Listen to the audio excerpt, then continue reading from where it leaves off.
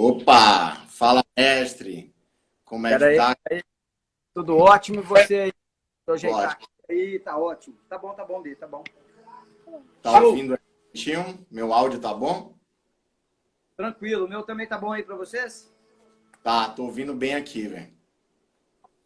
Show! A galera aí chegando aí. E aí, como é que tá aí? Chovendo? Sol? Não, sol, mas daqui a pouco já esfria bem. Tá? Já deu uma esfriada, tá bem outono mesmo aqui. É, o pessoal tá falando aí do seu visual novo aí, ó. Visual de corona, visual do corona. Falta Boa de tarde. barbeiro, hein? A máquina entrou bonito.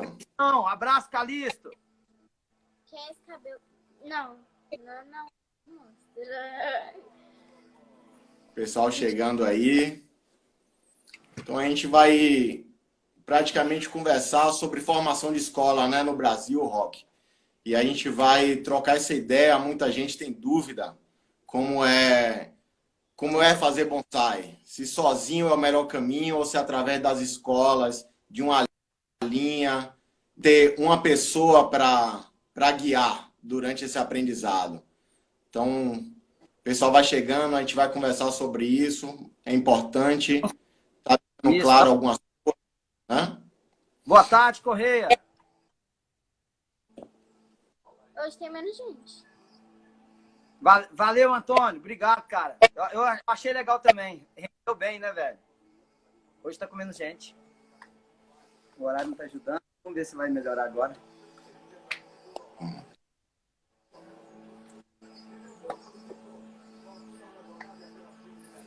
E aí, como é que tá aí, Daniel? Chovendo? Parou de chover?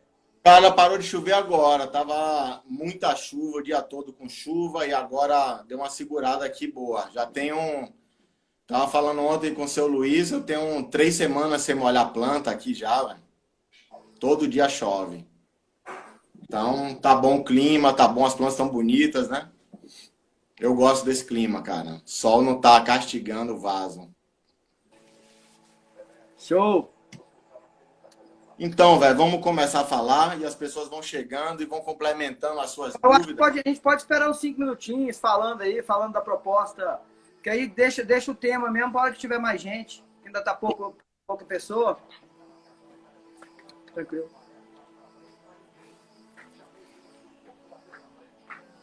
Beleza, o pessoal tá entrando aí. Como é que tá o movimento aí de bonsai aí na região? Então, o bonsai aqui ficou aquele seu legado, né? Suas duas turmas aqui. E agora a gente vai continuar, vai perpetuar essa escola, mantendo, as pessoas estão procurando bem, tem muita gente fazendo curso básico e querem aprofundar na arte, né? O Correto Brasil ali que tem muita live no momento, vai ver por isso que tá com pouca gente aí, então a gente pode continuar, pode dar sequência então. pode, embora.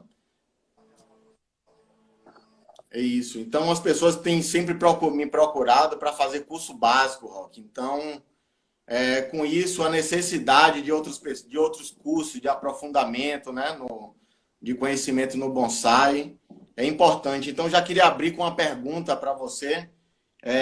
Qual a importância da formação de alunos através das escolas? Cara, é o seguinte, eu acho que.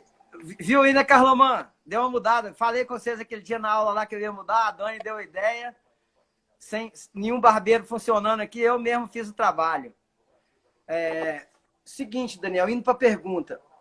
A escola, eu acho que ela é um encurtador de distâncias. Ela facilita muito, porque sozinho, né? Sozinho hoje você consegue ir. Você fica muito limitado, porque você não tem uma orientação segura de alguém que já passou por uma escola, que já passou por um processo didático. A questão do método, eu acho muito importante essa questão do método, porque o método ele te proporciona exatamente um trabalho mais organizado e um trabalho pautado no técnico desde o início. Então, a escola ela vai te favorecer muito nesse sentido, de você conseguir aprender realmente sem ficar tateando, sem ficar arriscando tanto. Então, eu acho que o lance da escola ele vai te poupar muito fracasso, vai te poupar muito desmotivação até. Eu acho que a escola motiva, os resultados são mais rápidos, são mais precisos, então acaba que ajuda principalmente nesse sentido. Mas eu repito e friso que eu acho que o grande lance, você sabe disso, que você está passando por isso, é a questão do método. Uma vez que você traz o método para o seu dia a dia, o método para o seu trabalho, não tem erro, o bonsai acontece naturalmente. Beleza? E o que você espera no final dos 3 anos, né? Que a escola que a gente tem a sua linha que você segue. No final de 3 anos, o que você espera do seu aluno? Domínio técnico, domínio de cultivo? Daniel, isso é muito pessoal, porque cada um tem a limitação, tem a sua limitação própria. No caso de 3 anos, é um prazo que a gente coloca que normalmente é o tempo que a gente consegue formar um aluno, formar um bonsai.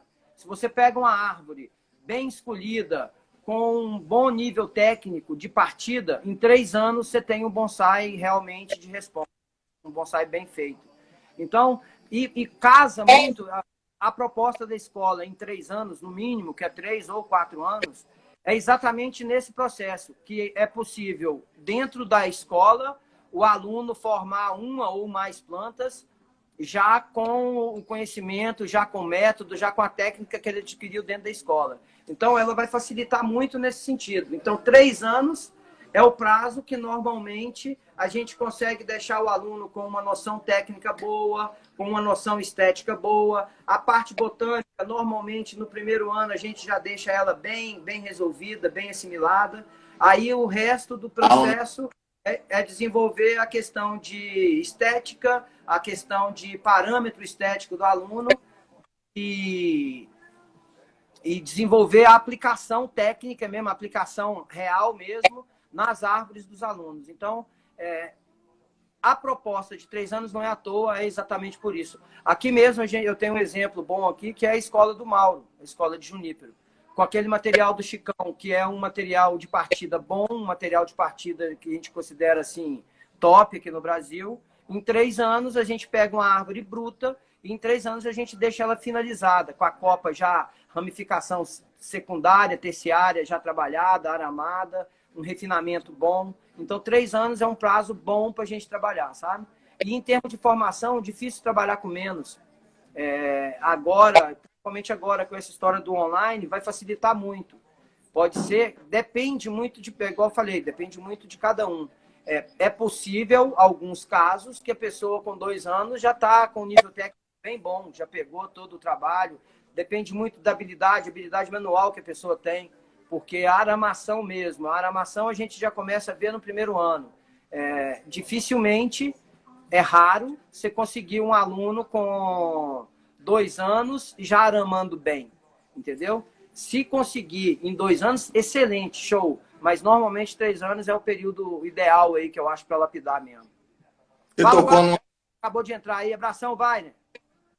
Você tocou no assunto agora que está fazendo parte do nosso contexto, né? A gente cancelou nossa turma aqui em Salvador, agora no final de abril, e seria esse final de semana, inclusive, né?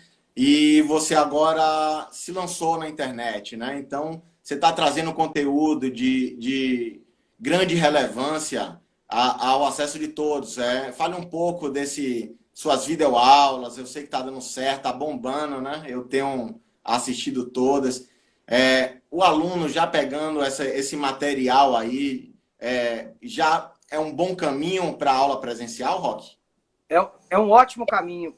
O que acontece, Daniel? Essa história dos cursos online, eu estava fora da internet há muito tempo, e essa proposta nasceu, surgiu dos alunos das escolas, me pedindo para suprir os adiamentos de viagens e os cancelamentos, igual foi o nosso caso. No nosso caso, eu acho que nem foi cancelamento, foi adiamento. A gente vai fazer em breve, mas vamos fazer. Então, para suprir um pouco essa ausência que teria das aulas, a gente começou. E o resultado foi tão bom, foi tão positivo com os alunos, que eu falei, bicho, eu vou abrir isso para geral na internet e vamos ver o resultado, como é que vai, o que vai ocorrer, como é que vai ser. E, igual você falou, um sucesso tremendo. Eu, para te falar a verdade, sendo muito sincero, eu não esperava tanto. Eu estou muito lisonjeado, muito agradecido, o tanto que as pessoas estão prestigiando, estão contribuindo, aparecendo. As aulas todas, essa semana a gente bateu as aulas aí, 82, 86 alunos dentro da sala de aula. Então, isso assim, eu acho que é um reconhecimento e tanto. Fico, igual te falei, fico honrado, fico lisonjeado mesmo, porque eu não esperava tanto, realmente. Então, assim, agora é uma proposta, um caminho novo que se abre. Semana que vem a gente espero estar lançando já o curso online, não só as aulas online, mas um curso numa plataforma, com um programa, com um programa a ser seguido e tal, com os arquivos, fotos, tudo lá. Isso vai facilitar muito, principalmente para minimizar um pouco a questão da didática, que muitas vezes nos cursos presenciais, por ser 3 vezes no que eu vou no ano, ou no caso do Rio, que é todo mês, mas mesmo no Rio, que é uma vez por mês, como a turma é muito grande, eu tinha uma carência muito grande de nivelar a turma. Eu tenho na mesma turma alunos iniciantes e alunos com 4, 5 anos de bonsai. Então fica difícil e acaba que o pessoal mais adiantado fica com um pouco de carência, um pouco de demanda de aulas teóricas mais profundas. E agora, com esse recurso da ferramenta online, a gente consegue aprofundar bem na parte teórica e a aplicabilidade e o desenvolvimento dos alunos. Que eu comecei com as aulas online, está com 1 mês e meio. Poxa, eu estou encantado com o tanto que está sendo bom, o tanto que deu uma motivada no pessoal, o pessoal está estudando mais, está participando mais nos grupos.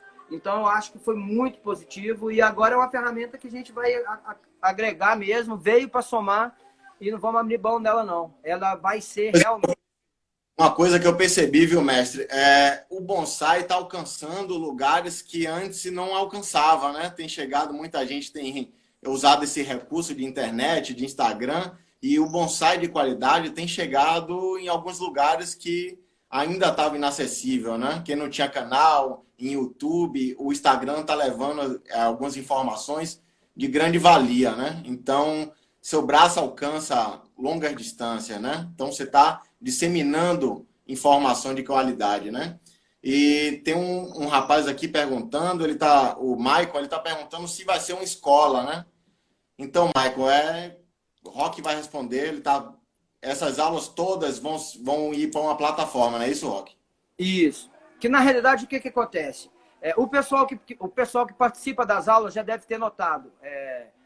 Acaba que eu pego o conhecimento, a informação e trago de uma forma bem do básico mesmo. Bibi, desliga a televisão, por favor, esqueci. E aí o que acontece? Exatamente, eu pego do início os alunos da escola mesmo, é até bom que eles estão revendo alguns assuntos, revendo tópicos que são básicos e tal, mas o que eu noto é que existe hoje uma demanda muito grande de informações básicas, informações essenciais. E o que é? Principalmente aquela história do começo correto, do começo de baixo para cima. A gente não faz uma casa começando do telhado. A gente começa do alicerce, paredes, a fundação, alicerce, parede, até chegar no telhado. E o que eu noto muito é uma valorização muito grande de aspectos que não são tão importantes, tão relevantes, e, ao mesmo tempo, se negligencia muitos aspectos essenciais. O nebário, o tatiagário, o caráter da árvore, ponto focal, a história da copa montada de acordo com o ponto focal, um planejamento que é muito importante, o tanto que eu bato nessa tecla do método, análise, planejamento, sempre, tudo vai ser pautado no planejamento.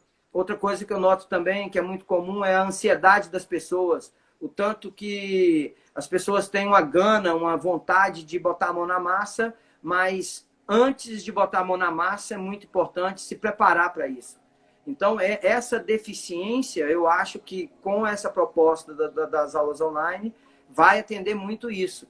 É igual você falou, nas aulas está dando gente de norte a sul, nordeste, gente do interior mesmo, do Maranhão, Piauí, gente, igual você falou, gente que não tem acesso, muitas vezes por questões financeiras, principalmente, não tem como viajar, não tem como pagar uma aula, não tem como participar de um presencial, e ainda mais com a história do Bonsai Solidário. Eu estou muito encantado com a proposta.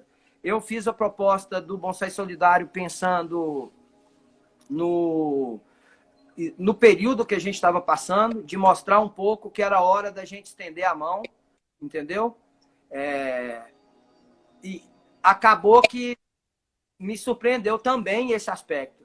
No início deu muito pouca adesão do Bonsai Solidário, vem crescendo. No início as primeiras aulas dava 5% e tal, e agora o que acontece? Já está dando 40%, 30% no Bonsai Solidário. E eu repito, para o pessoal que está assistindo aí, quem quiser, não é balela, não é só marketing, é funcional mesmo, e a função é essa, o objetivo é esse. Levar a informação... Percebi aqui, Roque. Oi? Desculpa. O que eu percebi é que a internet está sendo uma ferramenta de agregação, né? Tá juntando pessoas. Então, tem muita gente aqui de Salvador que não conhecia, que estava desgarrado e já está procurando isso, formar uma turma. Então, é importante disseminar a arte e juntar essas pessoas para estudarem, não é isso? Não, sem dúvida. Não tem outro jeito, não tem outro caminho. O bonsai você só desenvolve estudando, como qualquer outra área, entendeu? Roque, fale um pouquinho sobre material de partida no bonsai. O material de partida no bonsai, para mim, é o aspecto mais importante a ser levado quando você vai começar um trabalho. 70% do resultado está na sua escolha.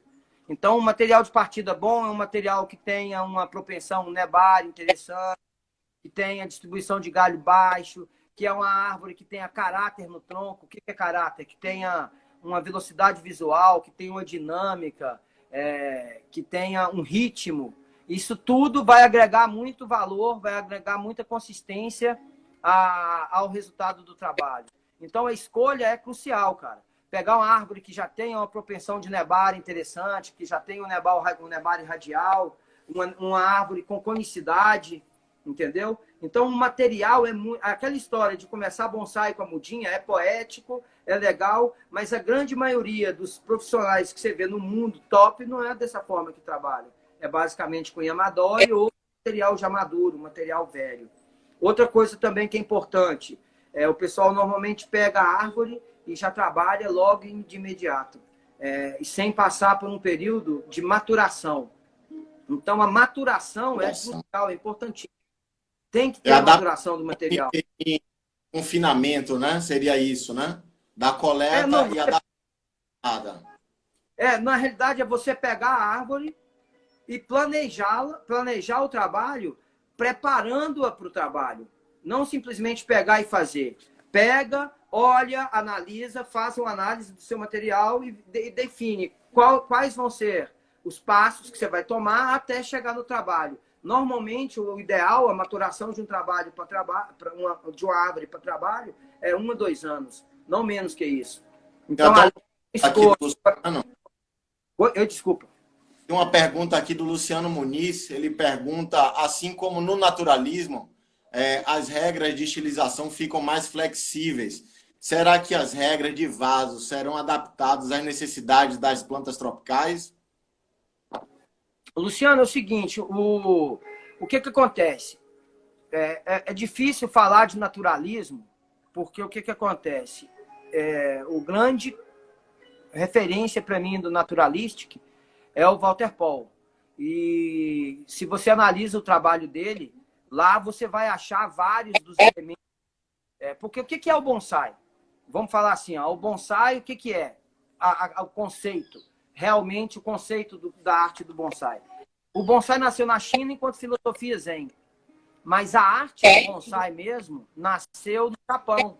E ela foi totalmente influenciada pelo zen, pela estética zen. Então tem elementos da estética zen que é importantíssimo que esteja presente no bonsai. Que é o quê? A simetria, a sobriedade, o minimalismo, dinâmica, o mistério, entendeu? A própria fuga da rotina, a fuga do óbvio, e encerra com silêncio, com a serenidade, que são aqueles 7 elementos da filosofia Zen, da estética Zen, que fazem a base da estética do bonsai. Então, nesse sentido, nesse aspecto, o que a gente observa? Se o bonsai tem esses elementos, independente do estilo que você adota, se ele tem esses elementos presentes, ótimo, ele é bonsai. Agora, se não tem esses elementos, não é bonsai, é outra coisa. Se você olha as árvores do Walter Paul, você vai observar esses elementos lá claramente. O que é a pegada do Naturalistic? É só uma pegada de que, apesar desses elementos, ele tenha, além disso, um pouco mais de naturalidade. Porque o bonsai, a bandeira a proposta que eles lançaram no início, que é a bandeira que eles carregam, era o quê? Que o bonsai japonês ficou muito rígido às regras e ficou artificial. Então, era uma maneira que eles pegaram de falar, peraí, isso aí não está natural.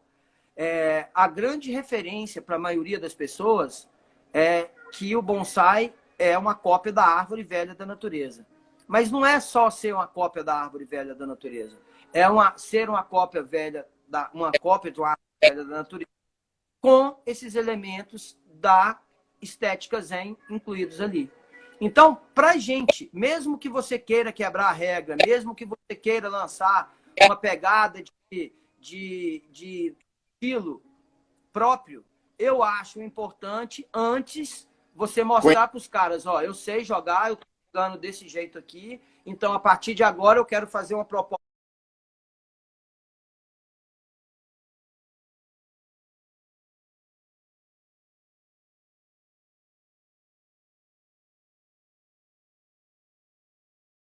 assim, com objetivo tal.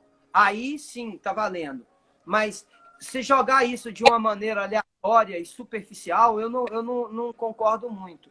Eu acho que o bonsai é uma arte que tem uma profundidade muito grande e você conseguir trazer essa profundidade para o seu trabalho é que é o negócio. Então, independente do estilo, independente da estética, o que é importante? Ter esses elementos presentes no seu trabalho. Se tem os elementos, tá valendo. A questão do vaso. A questão do vaso, eu acho que é muito mais preconceito a questão do tamanho do vaso do que propriamente fisiológico, é ciência.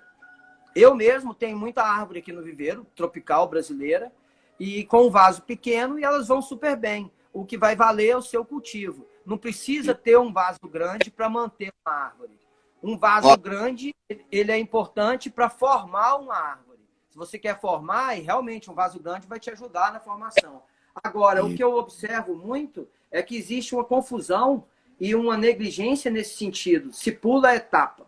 O bonsai é feito em 3 estágios. Primeiro, formação de tronco. Segundo, formação do estrutural. Terceiro, formação, refinamento. Então, o que eu observo muito é que o pessoal pula do primeiro para o terceiro, já pula de um para o outro, não tem uma maturação, não tem um processo estrutural antes de começar o refinamento. E aí, essa questão do vaso pode ficar difícil por isso. Uma árvore de 2 anos, 3 anos, você colocar ela no vaso pequeno, pode ser pouco tempo realmente. Mas em 5, 6 anos, você consegue mantê-la num vaso pequeno, tranquilo. O tamanho do vaso não é um fator tão relevante botanicamente assim, não. E, Roque, lógico. Eu tenho acompanhado as últimas lives aí no Instagram e tenho visto muita gente perguntando a identidade do bonsai brasileiro. Chega a estar cansado o assunto, né? Eu acredito, e você tocou no ponto-chave aí, que o bonsai brasileiro ele não vai ter identidade. Ele vai ter suas plantas endêmicas daqui nossa, trabalhadas como bonsai, na regra que já existe. Não inventar o futebol, porque o futebol já existe. Seria isso? Daniel, mais ou menos isso. O que eu acho é o seguinte, se você quer fazer uma proposta de um bonsai brasileiro, antes de mais nada, a gente tem que sinalizar, a gente tem que conseguir. Isso eu falo também na minha opinião. Isso é só a minha opinião, nada mais. Se você quer trazer uma identidade, uma estilização, um padrão estético nosso, a gente tem que primeiro conquistar o respeito dos caras. E para a gente conseguir esse respeito, é fundamental a gente saber quais são as regras do jogo, jogar as regras do jogo. Então, eu acho muito importante a gente ter agora, principalmente nesse momento, a gente ter uma preparação, estudar, ver profundamente. Aí, você, com esses dados na mão, já embasado, já com respeito, com respaldo lá fora, aí sim você pode fazer uma proposta. Não, aqui a pegada nossa vai ser essa, mas assim, com um fundamento. Por que que vai ser essa? Porque o que que acontece? O tipo de vegetação do Brasil, a maioria, a predominância, são vegetações que não ficam muito velhas. Se você pega a Mata Atlântica e a Floresta Amazônica, por exemplo, vamos falar só da Mata Atlântica, princípio. A Mata Atlântica é um bioma que as árvores é muito cíclico. Nasce, cresce, dá semente e morre muito rápido. Então, é difícil você ver árvores realmente muito velhas. Poucas espécies são realmente longevas nesses biomas. A maioria são árvores que um ciclo muito grande. Então, a árvore muito velha, a gente tem, aqui em Minas mesmo, está considerado o mais velho do Brasil, é um jequitibá branco. E as mirtáceas, uma outra espécie que vive mais de 100 anos. A maioria vive menos de 100 anos. Então, a referência estética nossa é complicada, essa questão de referência estética. Então, espécie brasileira, Roque. Oi? Espécie brasileira. Eu vi que você vai ter o seu próximo curso aí, sua próxima aula online, vai ser sobre piteco, né? Piteco, caliandra, são dois símbolos que são duas bandeiras que o Brasil levantou e está explorando como bonsai, né? Fale um pouquinho aí, dá uma deixa aí sobre o piteco, velho. Não, o piteco foi a primeira árvore brasileira a estourar fora do Brasil como uma árvore boa para bonsai. Tanto que lá fora é Brazilian Rain Tree, né, o nome dela. É uma espécie muito versátil, muito forte. Boa. É uma espécie muito versátil, muito forte. É uma espécie que tem muito caráter.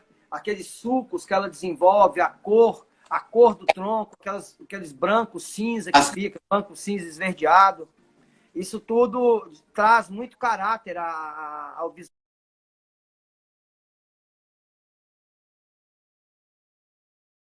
visual dela. Então,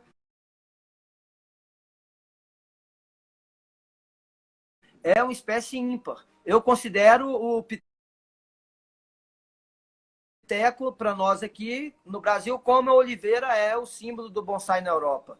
Então, é uma espécie... Eu mesmo, nessas aulas online, o pessoal tem pedido muito pinheiro negro, tem pedido muito junípero e tal, mas eu tô com essa bandeira de segurar um pouco e falar primeiro de bastante espécie brasileira antes de abordar essas espécies gringas.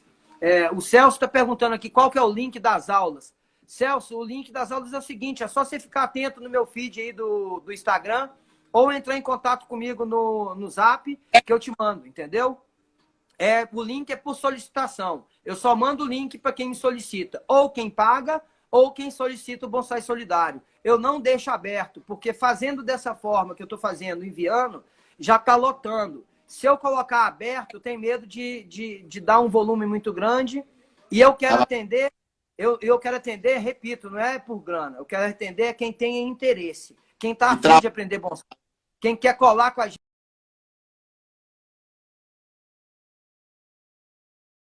gente para caminhar num caminho de estudo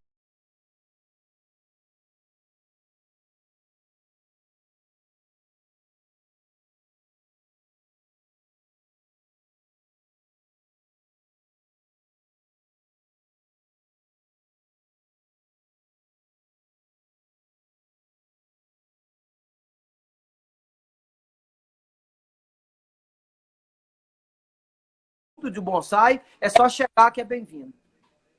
Roque, em falar nessas aulas online, você abordou alguns temas aí. Como foi que você escolheu ou você deixou aberto aos alunos a escolher esses temas? Esses temas são os alunos que escolhem. Eu nem esse trabalho tenho. Eu tenho um grupo no Rio, que é um grupo da escola da Chácara Tropical, e lá tem 160 pessoas, mais de 160 pessoas. E eles que colocaram uma lista de tópicos e eu fui escolhendo dentro dessa lista aqueles que se enquadravam dentro da estação do ano, que a gente está no outono, então limita um pouco. Eu estou tendo muita gente pedindo nebare, formação de tronco, nebare. Espero que... Pessoal, eu não vou fazer agora. Eu fiz uma de nebare no início das aulas, mas assim, a época do ano não favorece ficar mexendo em raiz. E não tem jeito de a gente fazer uma aula de nebare sem tirar o nebare e mostrar como é que é o processo. Que, na realidade, o nebare a gente forma com o manejo. Da mesma forma que as pessoas se preocupam em organizar os galhos, a gente se preocupa exatamente em organizar as raízes. Então, a época do ano não é favorável para esse tipo de tópico. Então, eu estou casando o interesse dos alunos com as possibilidades que a gente tem por estação do ano. Você abordou aí você é um defensor, assim como eu, sou fã da adubação orgânica, né? Então, uma das aulas mais pedidas hoje pelos alunos é a adubação orgânica, né, Roque? Acho que eu acredito que seja um caminho sem volta, né? Você sair do químico, dos defensivos para deixar a planta saudável, menos doente e a baixo custo, né? Fala um pouquinho da adubação orgânica, Roque, no bonsai. Ó, a adubação orgânica, Daniel, isso aí é muito pessoal também, sabe? Eu gosto muito de frisar. Eu não sou dono da verdade. A única coisa que eu estou fazendo com essa bandeira de orgânico é fazendo o que eu acho que pode ser uma contribuição minha, tanto para o bonsai como para o meio ambiente. Adubação química e agrotóxico é uma fonte de poluição muito forte, muito grande. Uma poluição pesada, uma poluição que demora muito tempo a ser absorvida pela natureza. E aí, enquanto esse processo de absorção, ela mata muita gente, mata muita coisa. Então, não é pautado, não é um negócio empírico, não é um negócio de viagem, é baseado em dados científicos, realmente. Então, para eu chegar nesse conceito que eu estou hoje, são 6 anos estudando, experimentando, vendo o resultado. Você mesmo é testemunha disso. Quando você começou aí, quando eu peguei aquele bugamba seu lá, como é que estava, como que a gente colocou ele aí em pouco tempo, o resultado é impressionante. E eu faço esse convite para todo mundo. Experimentem o orgânico, façam teste. Uma coisa, Roque. Uma coisa, essa adubação orgânica não é invenção sua, né? É replicando a natureza. Uma coisa que já sempre existiu, né, Roque? São os organismos vivos, né? E você só traz isso para vaso. Então, eu vejo muita gente, a gente caminhou a vida toda para a gente andou para trás, a gente não evoluiu. A gente foi seguindo tendências de produtos e esquecendo o básico, o natural. E hoje você resgatou isso, eu sou prova testemunha, né? Porque eu tenho 8 meses no 100% orgânico e hoje eu não tenho planta doente. Eu posso comer, chupar as frutas dos meus bonsai. Então hoje eu posso ter uma abelha, ter uma borboleta no meu viveiro aqui, sem medo que elas morram, né? Isso é um caminho sem volta, aqui em casa. Não, Daniel, é aquela história, o negócio é pessoal. É muito o que é que você quer realmente da proposta. O bonsai, eu não sei se... Mas, assim, todo mundo que busca o bonsai, mesmo sem saber, está buscando contato com a natureza. Está buscando uma interação mais íntima com a natureza. Essa busca, eu acho que, repito, na minha opinião, o primeiro passo é observar a natureza. Para fazer uma árvore, para você fazer uma árvore velha, esteticamente, o primeiro passo é você ver uma árvore velha e se inspirar por ela.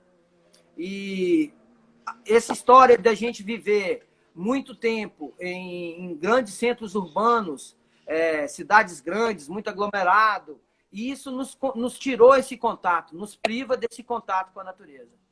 Então, a proposta da agricultura trópica, que é uma ideia do Ernest Goethe, eu sempre falo, sempre cito o trabalho dele, porque é a minha grande referência, foi onde eu me baseei todo no início, foi o cara que me levou pro orgânico total foi ele. A partir do momento que eu vi as propostas dele, vi os estudos dele, que são 60 anos já de pesquisa e de trabalho em cima, com vários núcleos no Brasil inteiro, no Goiás, no Nordeste, no Sul. Tem núcleos que defendem a agricultura sintrópica, que disseminam a ideia da agricultura sintrópica. Da Bahia, né? E o que é a proposta da agricultura sintrópica? É observar a natureza, tirar dela os ensinamentos que a gente precisa para a gente cultivar a árvore com saúde.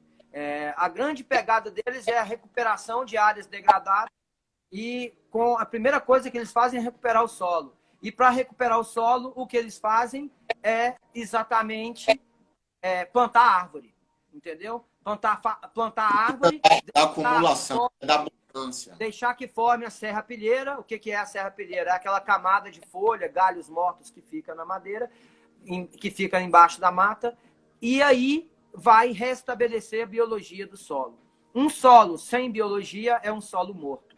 Um outro paralelo que eu faço também, que eu gosto muito de citar, é a questão do adubo do aquário. Quem mexe com aquário, tá vendo a gente aí mexe com aquário, sabe o que eu estou falando. O grande segredo do aquarismo é a biologia do aquário. Se você tem uma boa biologia, você não vai ter problema no seu aquário. Hoje tem inúmeros produtos que são recuperadores de biologia do aquário, entendeu? Então, essa pegada do orgânico, eu linkei a agricultura sintrópica, essa história da biologia do aquário, a história do bonsai no Japão, que os grandes mestres, os grandes viveiristas, os grandes produtos de adubação japoneses que a gente conhece é adubo orgânico. Se alguém tiver um químico aí japonês com nome, citar aí, eu não conheço, eu desconheço. Eu conheço o Biogold, o Green King, que são adubos orgânicos.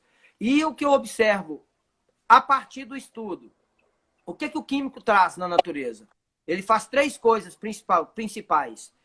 Aumenta o número de água na molécula, na célula da planta. Esse aumento, esse desequilíbrio de água a mais, o que ele traz? Porta aberta para a doença. Então, exato, o adubo químico adoece a sua árvore. Segundo ponto, o adubo químico polui lençóis freáticos e rios. E mata uma série de micro-organismos. Tem muita polêmica em relação não, o adubo químico não mata essas biologias. É fácil, é só você ir para o Google, digitar lá, você vai ver inúmeras pesquisas. Uma pesquisa que eu cito é da Secretaria de Agricultura do Governo de Alagoas. Você coloca no Google, Secretaria da Agricultura de Alagoas, os riscos do uso do adubo químico. Vai aparecer lá um trabalho científico com as anotações todas, com as citações todas, que mostram exatamente esses 3 tópicos. Aumento da água na molécula, na célula da planta, a poluição do meio ambiente e, principalmente, os adubos de nitrogênio, a agressão à camada de ozônio. Viu, Então, Roque? Esses 3 elementos aí já mata tudo, entendeu? Eu sempre gosto de fazer uma analogia quando me falam, Daniel, você não usa mais adubo químico, você usa orgânico. Eu faço uma analogia com frango. O frango de quintal e o frango de granja. Em 45 dias, o frango de granja ele está pronto para ser abatido. Ou seja, um pintinho vira frango em 45 dias. Não é normal. É assim como uma planta, se desenvolver ela em 6 meses. Não é normal. Não deve ser saudável. E o que pega mais é o seguinte, a gente não tem atalho. No bonsai não tem atalho, cara. Você vai usar o químico, tudo bem, a opção é sua. Eu fiquei 20 anos no químico. E tem 6 anos, indo para 7 anos agora. Gabriel está perguntando aqui qual é a próxima aula de mirtácea, né? Jabuticaba, acerola, se você vai falar sobre isso aí. Essa semana vai ser terça-feira agora, piteco, e na quinta-feira eu vou trabalhar uma pitanga, que é uma mitácea. Então eu vou fazer um trabalho numa pitanga, vai ser uma estilização de pitanga. Então vai ser um pouco de estética e um pouco sobre a espécie. E na outra semana eu vou fazer uma de jabuticabeira que o pessoal está pedindo muito. Então provavelmente vai ser essa semana a terça piteco, quinta pitanga e no sábado poda de seleção e refinamento. Ô, Roque, eu te falei isso já pessoalmente, numa ligação, mas você acha que é uma tendência você ficar nas redes sociais também, levando informação de bonsai? Você vai conseguir sair depois da pandemia da rede? Não, não é nem conseguir sair, eu não quero sair mais. Porque o que acontece? Na realidade, eu fiquei um período fora, mas foi um período que eu precisava dele para mim. Eu cheguei num ponto no bonsai, que foi na época ali de 2016, eu cheguei num ponto que eu nunca imaginava que eu fosse chegar, que é ser demonstrador UB, que é um dos principais eventos da Europa de bonsai. É o principal evento de Europa de bonsai da Itália e um dos principais da Europa. Naquele momento ali, eu olhei à minha volta e tinha muita coisa errada, tinha muita coisa que eu não estava gostando. Eu estava muito cansado e eu estava com uma carga muito grande de muita gente que não estava afim de bonsai. Eu tinha muito aluno que estava comigo há anos e não desenvolvia, que estavam só encostados na minha imagem. Então, a minha saída foi um período sabático, que eu brinco, que foi meio que desintoxicação, e um período também que o que aconteceu? Em 2016, eu fui ser jurado lá no UB, eu fui ser jurado da exposição. Aí eu peguei os critérios de avaliação da exposição e fiz a avaliação lá e vim embora com esses critérios na mão e fiquei estudando isso e tal. Aí cheguei em casa e comecei a avaliar as minhas árvores com o mesmo critério que eu avaliei as árvores lá da exposição da Itália. E eu tive uma decepção muito grande. Eu falei, puta merda, que vergonha, velho. Eu fico postando isso. Não, eu vou melhorar um pouco o material para eu postar, para depois eu começar a postar. E eu me retirei um pouco e fiquei esse período todo, foram 5, 6 anos aí, só trabalhando as escolas, não parei. O pessoal achava que eu estava parado, não, estava bombando, muita pesquisa, muito trabalho. O método da escola hoje, que eu adoto nas escolas, já é um método que foi aprimorado, desenvolvido por mim, dentro da nossa realidade, dentro da nossa cultura, com as nossas dificuldades, entendeu? E é um método que vem se mostrando muito eficiente. Você vê aí pelos resultados que a gente está tendo online, com o pessoal que colou agora, que chegou em mim pelo online. Tem muita gente do curso online que eu não conheço pessoalmente e que está encantado com o nível de informação e a facilidade com que a informação chega. Então, esse período foi um período de eu me desenvolver mesmo. Agora, nesse momento, vai ser uma ferramenta a mais para a gente incrementar o desenvolvimento e o aprendizado das escolas. Muito bom. Alan está perguntando aqui, Roque, qual a melhor planta, na sua opinião, para trabalho entre piteco, caliandro e jurema preta, né? As nossas nativas. Cara, é o seguinte, Alan, a piteco e a caliandra são espécies que a gente já tem mais conhecimento, botânico, estético. Então, principalmente botânico. Você vê o Moza, o pessoal que trabalha com a caliandra, o Luiz Galvão, você vê, eles já têm muita informação botânica relevante que acrescenta muito no cultivo. Mais fáceis, eu acho que essas duas. A jurema preta é uma espécie que ainda eu tenho uma jurema preta há 4 anos, eu fui acertar a mão nela esse ano. Esse ano que eu consegui fechar a copa dela. Eu estava apanhando muito no início. Então, é estudo. Eu acho que mais importante do que quais delas que é melhor, são excelentes espécies, as 3. Piteco e caliandra, você tem mais informação, vai facilitar mais seu caminho. Mas se você quer contribuir com a gente, a jurema preta é uma ótima espécie para você experimentar e trazer o seu ponto de vista para a gente agregar aí nesse contexto. Já tá. Até minha mãe tá na live aí, ó, mandando um parabéns, Roque, ó. Beijo. Beijo, mãe. Obrigado, outro grande. Então, Roque, nessa linha de nativas, acho que você tem já trabalhos, né? Eu vejo que você tem alguns já trabalhos maturados com espécies aqui da Bahia, né? A quixaba, a jurema preta, né? Você acha que dá para a gente seguir uma escola, linha de estudo, desenvolvendo bons trabalhos aqui com essas espécies, Roque? Cara, eu acho que é um caminho que a gente nem começou a trilhar ele, na minha opinião. A gente não conhece 1% das espécies que a gente tem que pode trabalhar para o bonsai. Eu pego muito aquele livro do Lorenzi, Árvores no Brasil, né? E fico olhando, poxa, o que tem de espécie de interessante que dá para, que eu acredito que possa ser interessante. E a gente tem muito pouco, explora muito pouco essas espécies. Então eu acho que assim é o caminho, é a bandeira que eu carrego. Eu sempre vivo falando isso. A gente vai valorizar o nosso material, pesquisar mais. Ir mais para a natureza, ter mais contato com a natureza, ir mais a campo, porque é só no campo, em casa, sentado no apartamento, você não vai achar espécie nenhuma, não. Então, é o caminho, eu acho que é por aí mesmo. Explorar mais essas espécies. Beijo, Lete. Lete está mandando um beijo aqui, outro grande. Minha mãe. Olá, Roque. Corrêa está perguntando aqui se alguém da academia já te procurou para realizar um trabalho científico no bonsai. Não tem, né? Pouca coisa. Não, ó. Trabalho científico no Brasil de bonsai ainda não tem. O que eu tenho é o quê? Eu tenho um projeto de conseguir fundos para patrocinar pesquisas na área. Se tem algum botânico, algum biólogo que está escutando a gente e tem interesse, me procure, que eu vou fazer o que eu puder dar de apoio, esse cara vai ter, entendeu? Até mesmo correr atrás de patrocínio, isso daí é uma proposta que a gente tem, entendeu? Então, tem hoje, eu não vou citar nomes, mas tem uma filha de um amigo bonsaísta que está fazendo botânica e o trabalho dela de mestrado, de graduação, vai ser exatamente sobre bonsai. Então, é isso aí que é a pegada. Fala, Léo, abração, cara. Olha lá, a Flavinha também tá na live. Correia tá perguntando aqui que ele é professor universitário, viu? Show, Correia. Bom, procura a Roque aí. Se puder conduzir pesquisas nesse sentido aí pra gente, cara.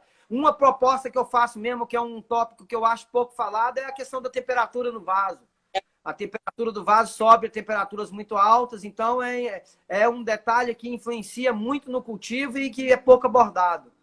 E daí tem muito campo, essa questão da biologia, essa questão da comprovação científica, dos químicos, do orgânico, se tem mesmo fundamento ou se isso é só viagem. Polêmico, bonsai, né, Roque? Então, cada um tem sua receita ali caseira, cada um dá certo de um jeito, todo mundo vai cultivando, né? Tem muito isso. Show, show. A Bibi tava aqui, Flavinha. Acabou de sair. Ela tava aqui do lado, aqui, mas ela não gosta de aparecer, você já viu, né? Bibi tem que fazer bonsai também, Roque. Então, Roque, fala um pouco aí sobre seus resultados com essas árvores que você tem daqui da Bahia, né? Como foi? A Jurema se apanhou, mas já pegou. E a quixaba? Não, a quixaba não tem muito erro, não, cara. A quixaba foi tranquilíssimo. É uma planta muito lenta. Aqui eu tenho uma árvore muito velha, um toco muito velho. Então, quanto mais velha a árvore, mais lento é o metabolismo. Então, ela demorou também, está demorando a formar, mas assim, esse ano eu estou dando um ajuste, deixando uns galhos crescer para engrossar, mas o ano que vem ela já está bem pronta. A quixaba é uma ótima espécie. Eu indico para o pessoal procurar aí. E tem várias, cambuim, o baia azedo, o baia doce. Tem uma gosto de um especial que eu gosto muito da umburana, Roque. Tem algumas aqui já com muito boa de pegar, pega sem raiz, ela pega destaca, então você não precisa arrancar a árvore, você pega galhos com movimento e já faz um bom material. Não, e assim, o ruim da amburana é que ela não vai, por exemplo, aqui em casa mesmo, ela não vai bem. Então ela tem uma limitação que ela gosta do clima seu, ela não vai no frio e nem no úmido. Ela não gosta de excesso de umidade e nem de temperatura baixa. Eu trouxe aqui, não foi. Cláudio Neves está perguntando aqui como tratar ácaros espinosas com produtos naturais. Cláudio Neves faz aqui o macete que eu dou é adubar, cortar o químico. Caliandra com químico é caliandra doente, é sinônimo. Se você usa adubo químico, ela vai ter ácaro, vai ter pulgão, vai ter cochonilha, isso é fato. Na minha opinião, é cortar o químico. Você pode usar um reforço com EM para você subir o sistema imunológico dela. que ó, melhorando a qualidade da biologia do vaso rapidamente, você já vai conseguir um resultado. E tem um adubo, sabão de coco, óleo de coco, são produtos que eu indico. Entendeu? Uma E tem coisa. também um inseticida natural indiano. Foi até o André de Paulínia que me passou, do Bonsai Paulínia. Muito bom e só assim, eu brinco que dá para usar tanto quanto inseticida como para temperar carne. É excelente o produto. Então, quem quiser, só me pedir a receita no direct ou no zap aí que eu mando. Ô, Rock, uma coisa que eu achei aqui no meu viveiro, que eu observei, foi o seguinte: quando eu usava muito químico, eu matava tanto o que a gente considera praga, quanto os agentes de controle biológico, né? Então eu matava a cochonilha e matava a joaninha. Eu ficava nessa guerra e eu matava tudo, né? E quando eu Uhum. parei de usar químico, esses agentes biológicos já vieram controlando tudo isso que a gente considera praga, né? Sim. Na É um agricultura controle natural. Não, é aquela história. Quem fez a aula de adubação orgânica e ontem, o indicador. foram 3 horas falando disso. 3 horas, assim.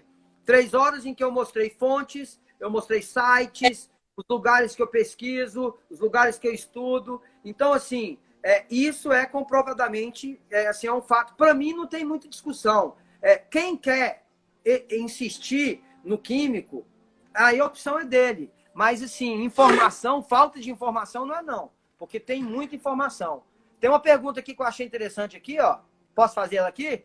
Olha, manda. Adubo químico e solo inorgânico dobra a chance de praga? Não. Adubo químico dobra a chance de praga. Solo inorgânico não tem nada a ver. Um solo inorgânico, desde que você faça um bom uso de adubos orgânicos fermentados, você vai ter a biologia no vaso completamente boa. Entendeu? O que é o problema é o adubo químico. O solo inorgânico não tem nada a ver. Ele não influencia em nada na saúde. Aí tem uma pergunta para você aqui, ó. Daniel, fale um pouco sobre a sua experiência na preparação de adubo que você usa em suas plantas.